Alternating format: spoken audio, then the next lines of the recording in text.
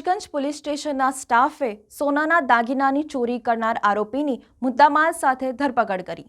Sayajiganj police સ્ટેશનમાં કલમ 380 મુજબનો ગુનો તારીખ 26 ડિસેમ્બર 2023ના રોજ નોંધાયેલ હોય, જેમાં ફરિયાદીના ખુલ્લા મકાનમાં કોઈ અજાણ્યો ઈસમ પ્રવેશ કરી મકાનમાં આવેલ બેડરૂમના કબાટમાં મૂકેલ સોનાના તથા બગાસરાના દાગીના મળી કુલ 2,04,560ની ચોરી કરી ગયેલ છે।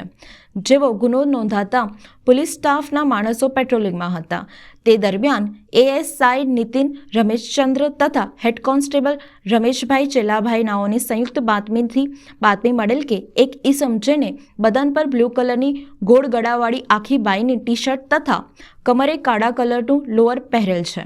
જે અવારનવાર અલકાપુરી વિસ્તારમાં શંકાસ્પદ હાલતમાં કોઈ ચોરીઓ કરવાના ઈરાદાથી ફરતો હોય છે,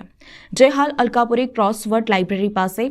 એવિએટર નંબર GJ06DS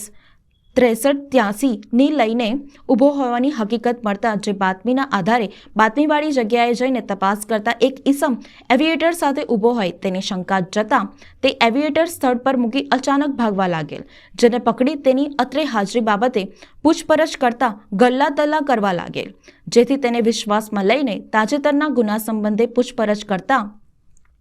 જણાવેલ કે આજથી 5-6 દિવસ ઉપર પોતાની એવિએટર મોપેડ લઈને આવેલ અને ઓફિસર્સ કોલોનીમાં એક મકાન ખુલ્લું હોય, જે મકાનમાં પ્રવેશ કરી બેડરૂમમાંથી સોનાના દાગીનાની ચોરી કરી